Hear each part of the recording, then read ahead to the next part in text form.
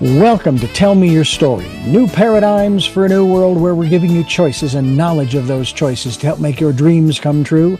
We are here 9 times a week. Sundays at 7 a.m. and 7 p.m., Monday mornings at 1 a.m., Wednesdays at 9 a.m., and Monday through Friday from 8 to 9 a.m., streaming live at all those times at richarddugan.com. We are on SoundCloud, iTunes, TuneIn Radio, Spotify, Stitcher, Player FM, as well as YouTube, where you can watch these conversations. I hope that you will take time to subscribe and click notifications so that when a new conversation is posted, you'll be notified and you'll be able to tune in, listen in, and learn, be entertained and inspired. A reminder that Choices, which is my book, 5 Steps for Life, it's available on Amazon.com in paperback, hardcover, and Kindle with Audible, soon to be released. We also ask that if you can support the work that we are doing financially, we do have a PayPal account. It is there for your security as well as ours. And when they ask for an email address to whom you're sending, please go to richard@richarddugan.com. That's the email address. If you go to richarddugan.com, there is also a link directly to PayPal so that you can send us whatever support you can. And we thank you to those who have helped and to those who will help. We also ask that you take time during this decade of perfect vision, the 2020s, to go within to that quiet, peaceful, calm, still place and listen to that still, small voice. And with that, we now take you to our very special interview and guest here on Tell Me Your Story. Welcome to our program. I'm Richard Dugan, and I thank you for joining us here on this program. Well, today we're going to be talking about for some, a very sensitive subject, death and dying, transitioning, if you'd like to call it that, of family members, loved ones, and including our pets and so forth, and looking at it in a new way. Join us, won't you please? Walk with me, talk with me, tell me your stories. I'll do my best to understand you. Understanding the process is a little difficult, but understanding the emotions and the grieving and what have you is probably one of the more difficult things that we go through in this dimension, in this life. And we're going to try to look at this process from a little different perspective with the author of The Last Adventure of Life. That, believe it or not, is also the name of the website, www.thelastadventureoflife.com. And our guest is Reverend Maria Dancing Heart, and I want to welcome you to our program. It's nice to have you with us. Thank you very much, Richard. It's wonderful to be here. We're going to do everything we can today, Maria, to keep this on an upbeat, if you will, to stay more positive, to encourage people, because there's already enough sadness, fear, and anxiety over this process as it is, when we're the ones, as I've kind of phrased it, who are left behind. And so we want to try to talk a little bit about that, but we're also going to talk a great deal about many of the things that you are involved with and in, as well as things that you provide to help people through this process. And I know that for the individual who is going through this process called transition, there are all kinds of things going on in their minds. Yeah. And I believe, and correct me if I'm wrong, was it not Elizabeth Kubler-Ross who came up with the 7 steps yes, in transitioning? The stages of death. Yeah, and that was for the individual who was going through that process, who was going to be moving on. Is that not correct? Correct. What are the stages, if there are any, and or steps, that we go through when we lose a loved one? Or give us a little information on that. Yes, well, they're very similar, actually, because grief is similar across the board, and there are similar cycles that we all cycle through, but they're not real set, in stone. They just keep cycling back around, you might say. And, of course, the first one is often shock and or denial, and we don't even want to hear, we can't stand to hear that someone has just died, or, especially when there's been a suicide or something very sudden. It just takes sometimes a whole long time for it to just sink in that we have lost this loved one or that it's going to happen. So that's initial. Then there's often anger, frustration, a time of bargaining, a time when we say, hey, God, is there any way we can get this out of here, and I'll do whatever it takes, to change what might have to happen here.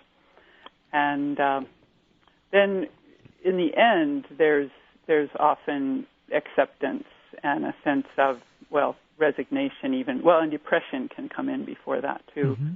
And, of course, all throughout, there's sorrow and lamentation and just kind of a sense of sadness. But in the end, the hope is that there is a sense of acceptance and peace that can come in. And then, like I said earlier, all of this can be recycling. And, just when you feel like you've come to acceptance, another feeling can come in. And the emotions are just going haywire sometimes when we deal with especially sudden death or sudden grief.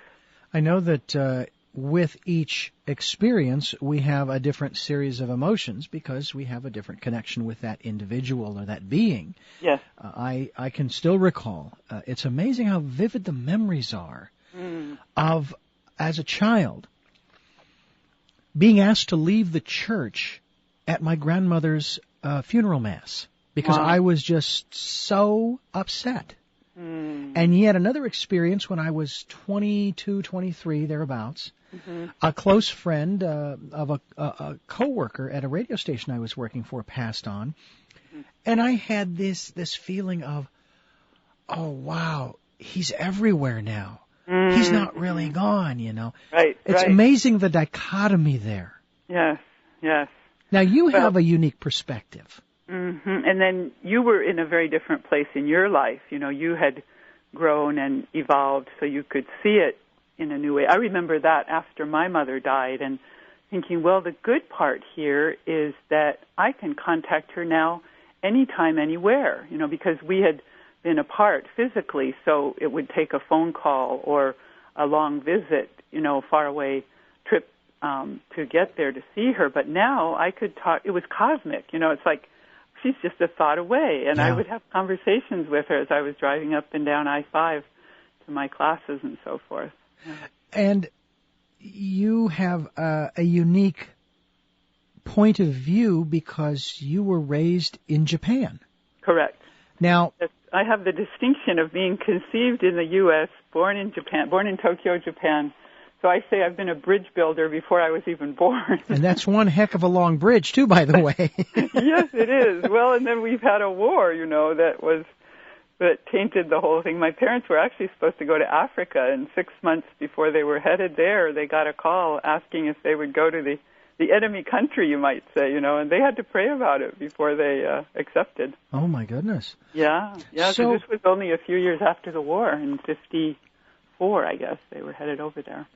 So with your exposure, if you will, your being in that culture, the Japanese culture, and this is something we talked about off air, what has been your experience there, and what can you share and shed light on as far as a few of the other cultural differences in different parts of the world as they have dealt with death and dying?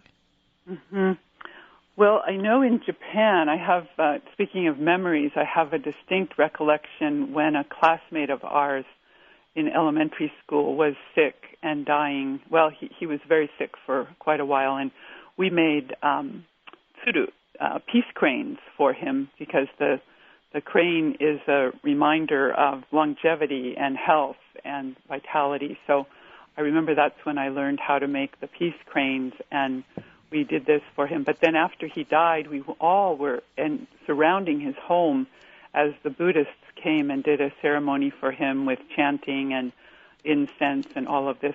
But one of the gifts in Japan that happens around death is after the death occurs, then every month on the day that death occurred, like say the person died on the 19th of June, then every 19th of the month for the first year, someone from the Buddhist temple comes, the priest or someone, and does the chanting and sort of the connecting with the loved one, if you will.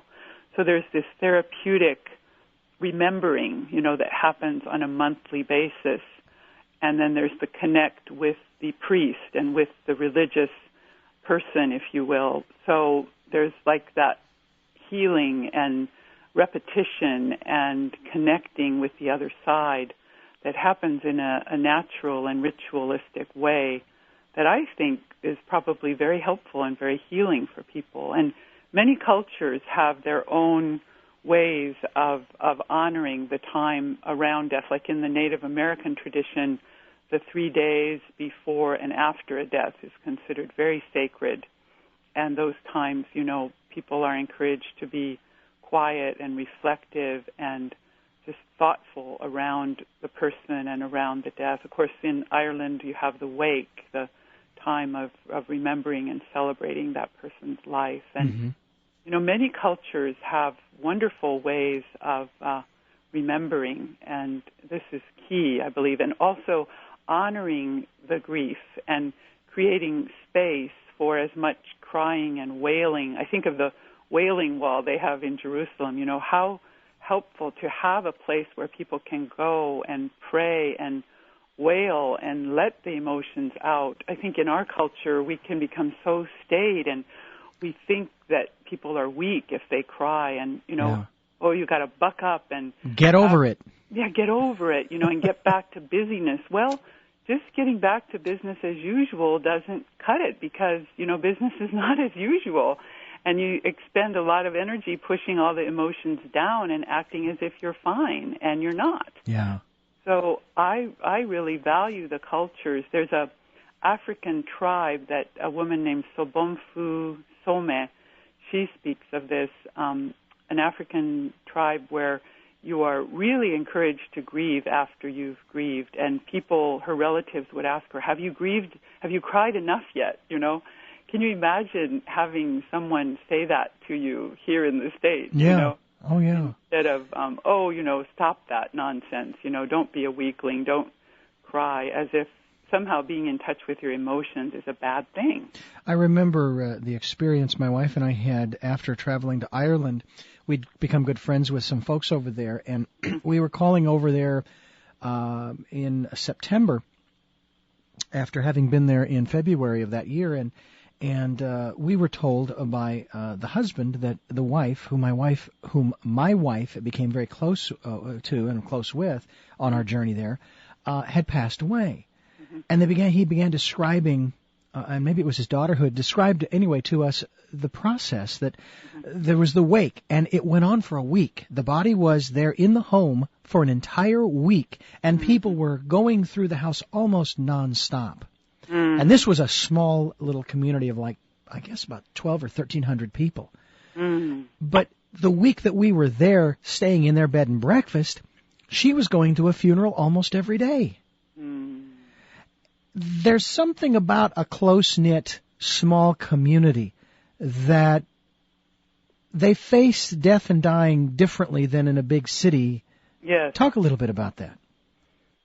Well, you're right. There's a sense of real personal and community and gathering together and continuity, that doesn't happen in the city where things are much more impersonal, and we're just not as connected with each other because we don't take the time to even know who our neighbors are sometimes, Whereas in a small community, you don't get away from your neighbors, and you rely on your neighbors. I think of when I lived on Whidbey Island, you're much more independent, so you also then find yourself needing to be more dependent on your community of people. So there's a close-knitness and an honoring of one another and a community building that happens in a small community that cannot happen in the same way in a less personal, city life situation. It's something that we all are going to face as individuals someday, and it's the experience that we have all in one way or another have faced as we have moved through this lifetime, with whether it's the loss of a mother, a father, a brother, a sister, an aunt, an uncle, grandparents. Yes. And if you've not experienced that, then maybe you've experienced the loss of a pet. Mm-hmm. Mm-hmm. And sometimes that can be equally, if not more, devastating. Yes. Because there is such a different bond. Yes. And I have been through that 4 times. The 4th time was actually the easiest, and not because it became easier, but because of the process that my wife and I went through. We had put down 3 dogs who were very old and ailing, and it was just their time. The 4th, we allowed to die naturally. He wasn't in any pain. He wasn't suffering. Mm-hmm. He just laid down one day and he went to sleep. Mm. And I wasn't sure how I was going to feel about putting him in the ground. Mm-hmm. That was an interesting experience for me in and of itself. But the process by which we give the being dignity in dying, and I won't ask you to take a position on this, although if you choose to elaborate, that's fine. What about giving one another the right and the ability to die with dignity? If I tell you, do not put me on life support, and yet you do, how are you showing me respect and honoring me and my wishes?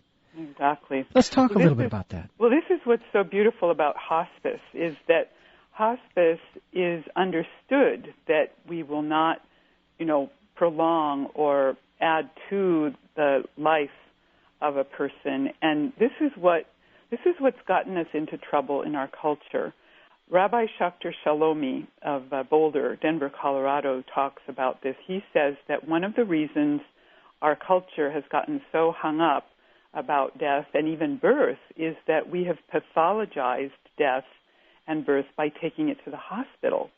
And the problem with the hospital is the doctors have been trained to keep life going. Life has become the be-all and end-all, and we've gotten ourselves cut off from the fact that, but there's a piece here that's missing, that death is a part of life. Mm-hmm. So one of the things that I'm striving to do, my message, is to bring death back into life. It is part of the natural cycle of life, and this is the gift of hospice. Mm-hmm. Hospice is helping people die in their own homes or in their adult family homes or, wherever they happen to be. We try to help those who are working with them already to enable or strengthen them, to give them the courage, the encouragement to die where they are and to care for the dying so that they can die in a natural setting.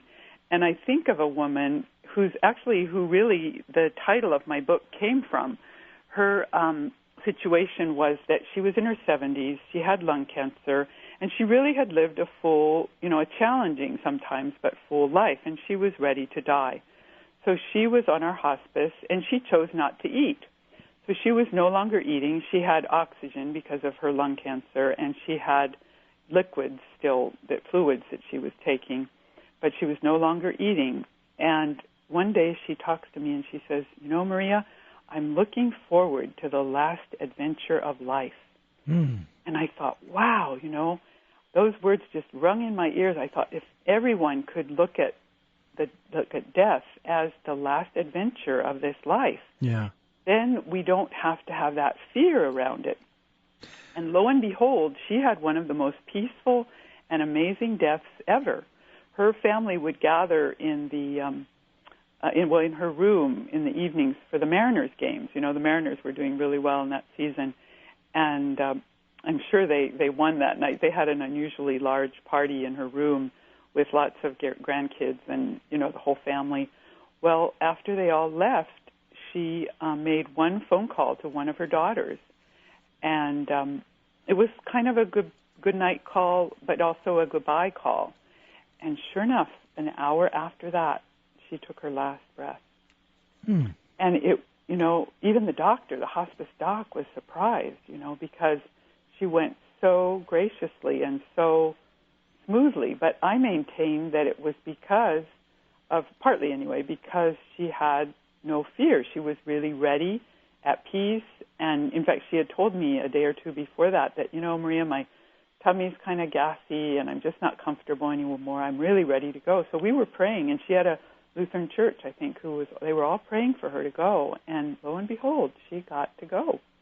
And so, you could say that she willed herself to die that way. Or, she had a vision, and she had the support. She talked openly with all her family members about all of this with Hospice. She had the support of Hospice. So she was blessed, both in her own courage and knowledge and truth, but also by the community and the Hospice that was surrounding her to go in just the way she planned it, you could say, Incredible. Trusting that the last adventure was awaiting her. Well, it brings to mind two thoughts. A humorous line from an old television series of Bob Newhart. He and his wife are going on and on about death, because that episode he'd faced death in an empty elevator shaft. And she's saying, well, but Bob, as you just stated, Maria, that it's a part of life. And, of course, Bob's response in fear is, yeah, but it's the last part. And so I thought that was really funny. I actually had a guest on who was sharing with me about a woman, a 98-year-old woman, who was very spry, who was very active, and so on and so forth. And she turned to my friend one day and she said, you know what? I've done everything I want to do here. I'm ready to go. The woman wasn't depressed. She wasn't upset. She wasn't in pain. She wasn't terminal. Right. She was just finished. Right. And she says, I'm ready. I want to see what's on the other side. I have, in the last 10 or 15 years, have begun to envy those people. Yeah. I'm saddened when I hear of some of my favorite musicians that I enjoy listening to who die in a plane crash or who pass on due to this or that or the other. But after the initial shock, I go, oh, I wonder what it's. I wish I could go with them and yet still come back here. I wonder what it's like over there. There's that childlike curiosity, but none of us really knows what's over there. No. Although we hear glimmers, this is what's very exciting in hospice work too. Is I'm always hearing little snippets about, well, you're not going to believe this, but and people will share very mystical things that have happened to them, or the visions that they've seen or heard, and they're often just very, very special and make you really wonder, gosh, what is it going to be like on the other side? Well, we're going to help people to work through this process, those of us who are here, and maybe even help those who are in that process themselves. The last stages here in this adventure and heading towards that last adventure by encouraging you to go to, there are several websites, and they are going to elicit some additional questions. One of them is thelastadventureoflife.com. That's the title of the book as well, by my guest, Reverend Maria Dancing Heart. And again, that's thelastadventureoflife.com. Again, that's also the title of the book. Now, you are, as you've stated, you've talked quite a bit about hospice, and you're involved with that organization. And I have to say that it is a truly wonderful organization. But you also provide a wonderful little gifts, if you will. You have what's called a gift basket, a soul basket. Soul basket, I'm calling them, yes. And people can find out more about the soul baskets at soul baskets, plural, soulbaskets.com, and what have you. But give us a little insight into how these came about and what they contain. Well, the soul baskets came about from the book. They actually birthed themselves right out of the book, you could say. Because last summer I was with a friend and was reading about some gift baskets and a woman who had developed gift baskets in New Hampshire. And all of a sudden it was like a light bulb went on, and I thought, I could put some gift baskets together, but with a real purpose, coming out of my book. In the last chapter of my book, I have healing resources for further inquiry, I call it. And these are complementary and integrative therapies, or you might call them, like aromatherapy and acupuncture, acupressure, all the ancient modalities that are coming back to bless us these days. And so I've picked a few of those. I love the essential oils. I use Young Living essential oils all the time. So I've picked a few of the oils. I've picked some music, some CDs, both with lyrics. Like my favorite is Denise Hagen of Ireland. She has a beautiful CD out called For Those Who Hear. So I have her CDs. I have Cynthia Snodgrass's CDs that are East and West chants. She calls it Dream Chants, East and West, with Gregorian chants as well as Hindu or Sanskrit chants. And then I have CDs that are guided meditations with people like Joel Levy and Mary Delaney. These are helpful to just help you relax. And see, one of the keys to this whole transition process in my mind is relaxation. If we can relax enough, we can get through just about any change. You know, it's when we're fighting and when we're all keyed up and tense that we resist and it's hard. But if we can deepen the breathing and if we can relax and enjoy the aroma of a beautiful oil, for instance, then it's easy to go through and go through the portal, if you will. And then I also have developed a mini book. I'm right now sort of between books, if you will. I'm down to the last very few remaining copies of the first edition, and the second edition of The Last Adventure of Life is coming out of Findhorn Press of Scotland. I'm very excited. So we're just working on the details of the second edition for May. So in between, I've developed these mini books. I had a pocket book from the Healing Codes, and I thought, gosh, I could put something like this together related to my book. So I have intros to all the different chapters of the book in the pocket book. So I have a small pocket book and then a large print pocket version that can go in these soul baskets. And I've developed what I call a love basket for the caregiver, a joy basket for anyone moving through any transition. That's kind of the care of the soul, I call it too. Then the hope or letting go basket for the grieving person, and then a trust basket or a final gifts basket for the one and their family who's actually preparing for the final transition. And each one has a little different, blend of things, items in it. But I'm also very open to putting together something customized or like a sampler basket. I came up with the idea that, for $44, we could do a sampler basket that would have one CD, one oil, and one mini book or pocket book. And then these are all wrapped.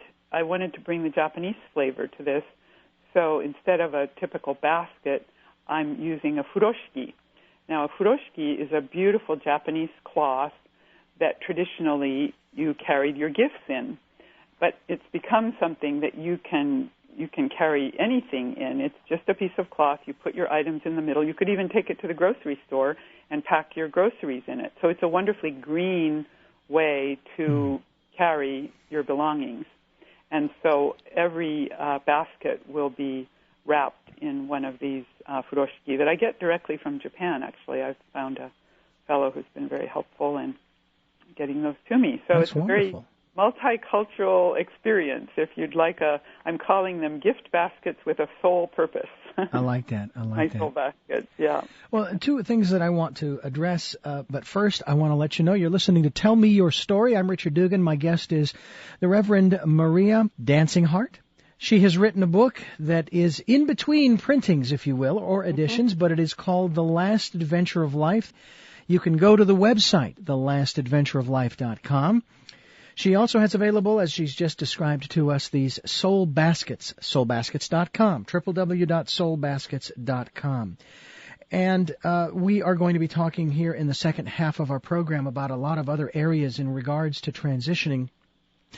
As I said before, as you're sharing all of this subject has been, I don't want to say it's near and dear to my heart, but it's something that when I was working for the religious broadcasting company or station back in the 80s and early 90s, that was a subject. Death and dying was a subject that I wanted to do a series of interviews on. I wanted to talk with ministers and pastors and even funeral home directors and people who care for the remains, if you will, the shell, the vehicle in which the soul resided during its lifetime here, and really get into this discussion to demystify it, to demortify it, because people, they cringe when you want to talk about all of the details, which, again, we're not going to necessarily get into here, but to give it a more positive perspective. Now, you talk about dealing with death and dying and grief and transitioning of all kinds from a new perspective. Yes. Now, we've probably already covered it in the first half, but it's been spread out over a half hour or so. So tell us, what is this new way of looking at death, dying, and grief? Well, I would say that it's a way of bringing a sense of, well, first of all, bringing it back into the cycle of life, so that, as Clarissa Pinkola Estes says in a story she tells, when we are born, death comes in with us. Death is always perched on our shoulder. People in the olden days would keep skulls on their desks as a reminder that death could come any time. We act as if we have until old age, but nobody knows when death is going to show up. And the Mexican culture and many cultures around the world do a very good job of reminding their people that death is a part of life. We do this at Halloween, and at All Saints' Day, and certain times of the year, maybe more than others, or in Lent when we're thinking about the suffering of Jesus. In fact, that's right now, isn't it? Mm-hmm. But we're not very good year-round at honoring the reality that death walks with us at all times. So bringing death back into the circle of life, and then creating a situation such that we're not so afraid of death. We see into the mystery of it and the mystical communications that happen between this world and the next. And we honor the interconnectedness of everything. And even though someone has died, they're still with us. They're like we said earlier, they're cosmically connected to us. And I've had, personally, thanks to hospice work and hospice people I've met, I've gone and had readings in which I've been able to connect with my mother, for instance, again. And I'm totally convinced that she is with me. I've learned that she's one of my guides and works with me, she and along with my unborn brother. And, these kinds of things have taught me so much about the fact that there is so much more than meets the eye. And in our scientific culture, we tend to deny anything that we cannot touch or see or taste or, beyond anything the five senses. We say, that's woo-woo, or that's psychic, that doesn't count. But the reality is we're becoming multidimensional beings, and we are learning that there is so much more than meets the eye. The sixth sense, the intuition is a powerful, powerful thing. And, for instance, the more we meditate and the more we honor the beingness of life, the more this develops in us and the more our consciousness grows. Ken Wilber, you've probably heard, talks about if we meditate for 3 or 4 years, our consciousness, without effort, jumps a few notches just from the sense that active meditation and that active being, if you will. So these are the things that we can develop in our lives and in our culture so that we don't have to be afraid of death anymore, and we can bring it back into the living room, if you will, back into our lives on a daily basis. So then we can let go of the fear. And it's critical that we do this today, Richard, because we are in a time when everything and everyone is dying, figuratively speaking. The old paradigm, the old consciousness is no longer working. So we are in a place, I say the whole world's on hospice. Right? It's one of the reasons why we have this program, to bring new paradigms for a new world. Yes, so it's not just about people who are dying today, although many are dying, and sometimes very quickly and very graciously, but also very unnaturally, if you will. People don't expect a 40-year-old to get a real serious cancer and have to face death, but these things are happening, and, they're on Oprah, and people are seeing that these things are happening. Just yesterday I learned from a friend of my daughter's daughter was taking a photography class, and she had a little event over at the museum, and her friend came up and said, well, this is rather morbid, but I have to tell you, my husband's coworker just committed suicide on Monday. So here this whole family and their friends are dealing with a suicide. So, there's tremendous upheaval going on in our culture and in our world across cultures. So the more we can learn to accept and live with death, the more peaceful we can be about going through it, I believe. Indeed. As a Reiki master, my wife and I facilitated sending energy to my father's brother who was dying of terminal cancer. Beautiful. And so we were able to get a photograph of him, and we did our session, if you will. About, I want to say a few days later, I got the phone call that he had passed on. Mm-hmm. But my mother had related to my wife and I of the experience before his passing, of how he had enough strength to get up into his wheelchair, roll across the property or compound where his son lived in a house on the same property. He went over, and I guess they shared some words or what have you. Mm-hmm. He was able to have enough strength to get angry enough to throw his medication across the room. And then I guess within a few hours after that, he passed. Now, the interesting thing is that everything that I learned about Reiki, we weren't trying to heal him. Mm-hmm. What we were doing was sending the energy to him to do with it as he saw fit for his purposes. Mm-hmm. And what he saw fit was to finish whatever business that he had and transition. Right. Is that, and you used the example of people, and we put this, what'd you say, pathology on dying? Yes. And we go to the hospital, and that's where the doctors are trying to save our lives. Right. When in fact, what hospice is about is giving people the opportunity, if you will, and the safe space to transition when they're ready. Exactly. And it puts the ball in their court. I just learned about an amazing woman in our town here, Seattle, who's the director of the hospice over at Evergreen. And I was reading a piece in the paper about her. She's also a musician and does this one-woman show called Charisma. So I went to see it, but in the paper, she talks about how hospice is beautiful because it helps you jump off the medical train, and then we evaluate on an individual basis what makes sense for that particular patient, that particular individual. Instead of telling the body what to do in terms of routinely ordering another test, or doing this and that on the body, we let the body tell us.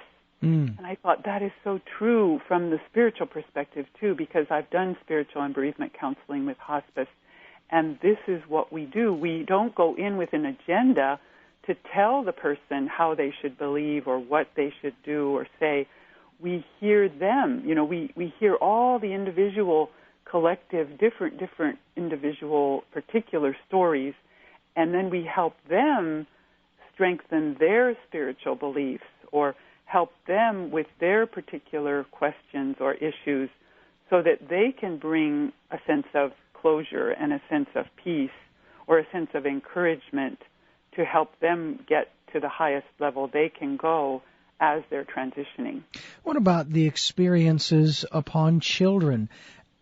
Have you noticed in other parts of the world, as well as here in the United States, is there a difference between the way children experience and or express themselves? I mean, I know what I went through, but I have a feeling that part of that was due to a lot of the messages that I had received up to that point about loved ones and the loss thereof, and of course the connection that I had with my grandmother.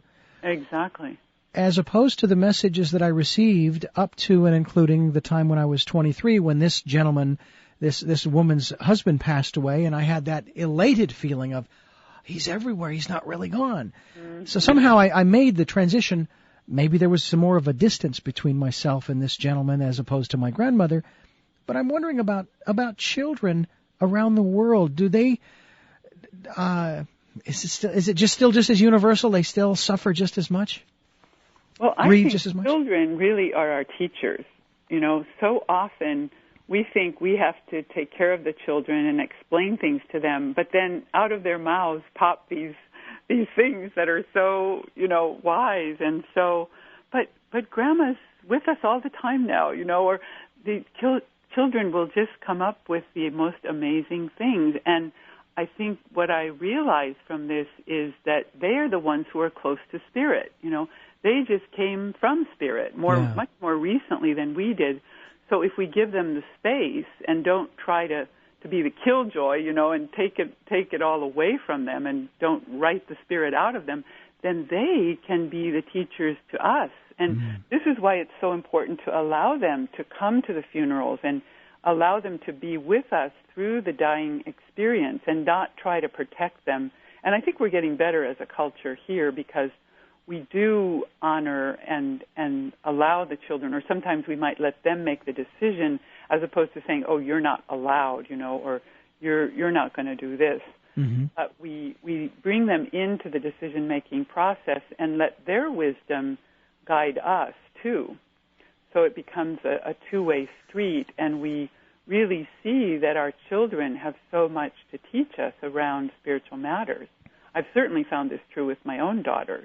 She's just full of wisdom, so I've learned to really pay attention to her and listen to her rather than tell her what I think she should do or what I think the situation is about. I think it's a lot of the messages that have been given to us as children that, as we grow older, I hope that, and we have our own kids, we have said, I'm not going to give those messages to my children because I want them to find for themselves. If they have questions, I'll do my utmost to answer them honestly instead of sugarcoating it. Right. Because each child is different, too, just as each individual is different.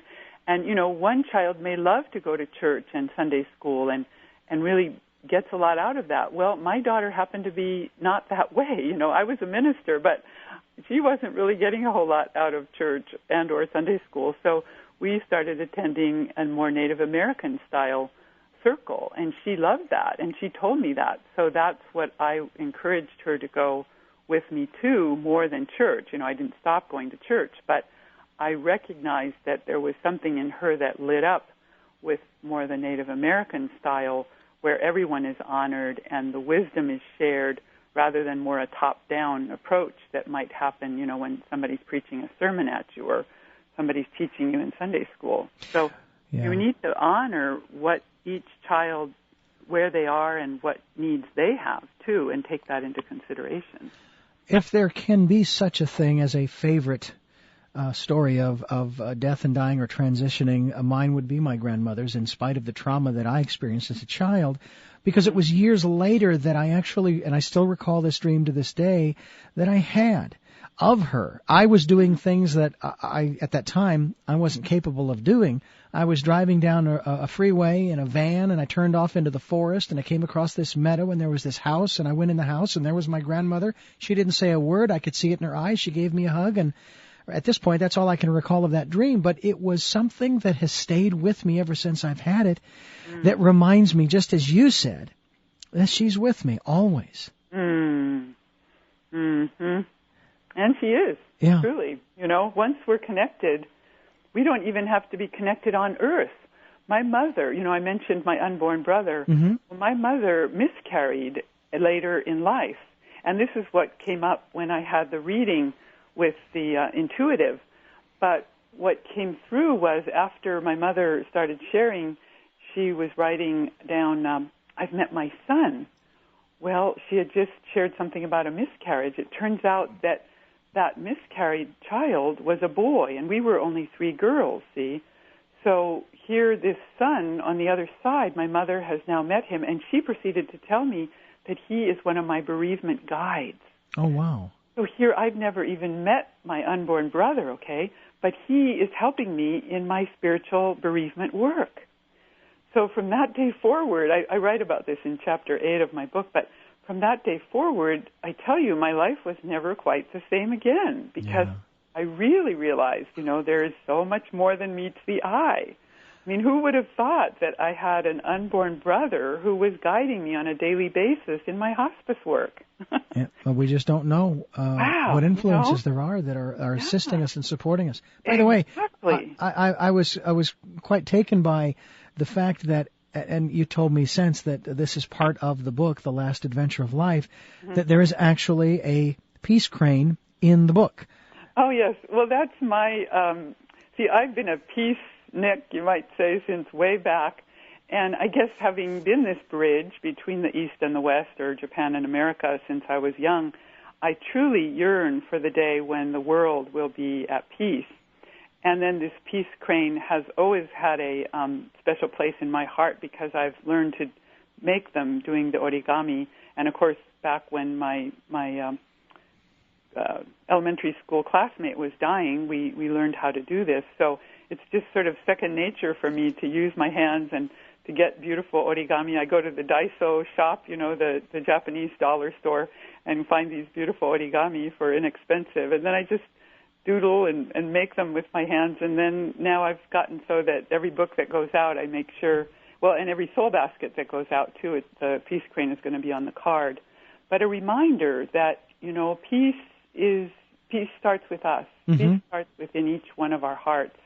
And the more each one builds peace in our hearts, we will build peace here in this world. I'm convinced that maybe even in my lifetime we will create peace on earth. And I'm very excited to think about, the other piece about my book is that I honor various traditions, you know, and faith traditions of the world, because I see that as we honor one another's faith and honor each other's way of being, that too will help create peace, because it's the judgment and it's the, you know, my religion is better than yours, or my God will save me, but your God ain't going to do that. You know, it's that kind of thinking, that separation thinking that's caused all the violence that we've created in the world today.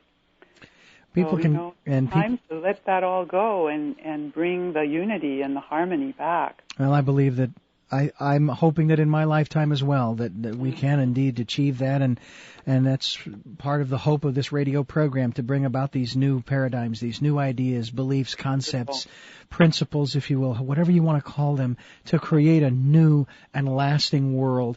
And it does have to start with each one of us. The peace within us will spread. I'm going to use the analogy like the clouds on the wind, as opposed to a virus, to others. And each person that you touch with that peace within you is going to transcend and translate and transfer to them, and then they will carry that on, and we just keep it moving. And we're going to do that by giving you an opportunity to contact Maria Dancing Heart. You can do that through a couple of websites. Of course, there's thelastadventureoflife.com. That's thelastadventureoflife.com. I know these are a lot of websites, but you can also go to richarddugan.com, and there's a link to her website and to the others as well. But I'm going to give these to you. soulbaskets.com. That's soulbaskets.com. There is a phone number. 888-409-1678. That's 888-409-1678. And we are right now in the midst of Tell Me Your Story with a few minutes left with Reverend Maria Dancing Heart. And we're talking about transitioning. I've shared with you a couple of experiences I've had with two individuals. A third who passed more recently. I remember experiencing something, and while I was experiencing it, it was weird. I was even observing the experience I was having. I became extremely angry. At the same time, I was crying. How could you leave? I think one of my favorite lines from Leo Buscaglia, the late Leo Buscaglia, he talked about his mother who was in the hospital before her passing, and the family was over in the corner whispering. And she said, "What are you whispering about? I'm not gone yet." And she calls him over and says, you know, let me go. Let me go. It's okay. And usually we're telling them, go to the light. It's okay to go. And here is this woman who is obviously terminal. And she's saying, let me go, don't hold me here. Yeah. Do we do that Sure. to these people who, in many cases, are ready, willing, and quite able to go, but they can't because we're holding on to the string? Yes, this happens, I think of the palliative care specialist nurse who on our hospice used to tell families, sometimes, huge families would be in the room and somebody's always there, and she said, you need to have at least 5 minutes every hour where everybody clears out of the room so that if this person wants to go and your love is holding them on here, they can go. I thought that was pretty sound advice to clear the space every so often so that the person really could let go if they wanted to. That's an interesting look at it, too, because we become so attached to things as well as people. People, yes. And I can attest to the fact that when we moved to Santa Barbara area, we brought with us a truckload weighing 9,000 pounds. Now, this is beside the truck weight. This was 9,000 pounds of stuff we dragged across the desert. Now, we've pared down considerably, but there's still stuff that we hold on to. I know, and then even when you let go of stuff, you keep buying. It seems like our culture, we're just ingrained to accumulate. And but we do that part with of the issue. Yeah, well, we do that with people. Oh, absolutely. In that same sense of, I've had all of these wonderful experiences. I don't want you to go because I want us to have more experiences together. Right. Or even friendships, because sometimes it's time to let a friendship go, but you somehow feel like you can't let it go. You have to hang on to people. And we don't. We really can sometimes make life a lot easier by paring down when it's time to release something or someone from our life. I almost wish that I brought this up earlier because you've opened up a doorway into an area that most people haven't thought about. Mm-hmm. Go ahead. We think that life and things need to stay the same. And this is where there's a Buddhist concept that I share in the very first chapter of my book that's very important. In the Buddhist thinking, change is the norm. So we have to remember that everyone and everything is dying all the time. And so that's where we need to put the emphasis, that change is there continuously, and therefore treat everyone and everything with deep compassion. Because everything and everyone, including the little flower out there and the tree leaf out there, it's all dying. And it's all fleeting, kind of like in Japan, the sakura cherry blossom tree is so honored because it's very fleetingly blooming just in April, for a couple of weeks. And so as soon as the sakura come out, then everybody rushes down to those beautiful streets that are lined with the sakura trees, and they have parties underneath the cherry blossoms that are blooming so gloriously. Because you have to honor that fleeting moment when the beauty is there. And it's a bittersweet beauty because it's only there for a short time. I have to say that I enjoy hearing you speak these different Japanese words. I would say when you referred to the folding paper art, as origami, I would just say origami. The Americanized version, but I love that. There's something about the Japanese language, even though I don't speak it, nor can I understand it, but it's the sound. There's such a softer quality to that language than, say, Japanese or Korean or Vietnamese or what have you, even though they're sort of kind of in a way similar because they're in the similar region of the world. Mm-hmm. There's still that soft quality to that language, to the verb, to the pronunciation of the words. There is a gentleness to the Japanese culture, there really is. Well, I really want to thank you for spending this time with us and gently dealing with this subject and helping our listeners to hopefully better understand and appreciate not only the life that they have, but the lives of the people around them. Mm-hmm. And that if to really appreciate the lives of the people around them, when it is time for them to move on, mm-hmm. It is okay to weep and it is okay to be angry and all of those things. And it's also okay to let them go. Yes. You know, there's a short quote I'd like to share. A friend through hospice work recently sent it to me. It's from the book called From Death to Rebirth, and it says, "We want our loved ones to be happy because we lived, rather than miserable because we have died." You know, I like that. We want our loved ones to be happy because we lived, rather than miserable because we have died. And just be grateful that we've had this person as long as we have had in our lives, you know, rather than bemoaning the fact that they have to leave us now. Because sometime or another, we all have to leave, all of us. It speaks of legacy. It does, which also speaks of another program, which we'll have to do at another time. Another time. But Reverend Maria Dancing Heart, I want to thank you so much. Again, the website is thelastadventureoflife.com. You can also go to richarddugan.com. That's richarddugan.com. Go to the show's page, page 2, and go down, scroll down. You can listen to this interview again. You can also go to her website, and you can order the book, which is going to be available in its second edition in May. But you can also order some of these soul baskets, soulbaskets.com. And again, I thank you so much for joining us, and please stay on the line for just a few moments, okay? Thank you, Richard, so much for your light and your blessings to the world. Well, thank you very much. I appreciate that. And we ask you to stay tuned. I'm Richard Dugan, and we're going to be back here again here on Tell Me Your Story. And as always, this program is here to provide you with new paradigms for a new world. We come to you to help you, to assist you. And even as I said to one of my guests last year in October, November, I said, this is actually therapy for me too. So I'm getting a free therapy lesson for an hour. And it's really quite nice because I'm educated and uplifted as well. And we hope we're doing that for you. Why don't you let us know? Send me an email, richard@richarddugan.com. That's Richard at richarddugan, DUGAN.com. And I'll certainly respond to your email. I'd love to hear from you. And also go to the website, listen to the programs. We have quite a number, 6 months worth of radio programs, folks. And it's great to bring this program to you, and we're going to continue to do so. I'm very excited, and I hope you'll join us. Love to law.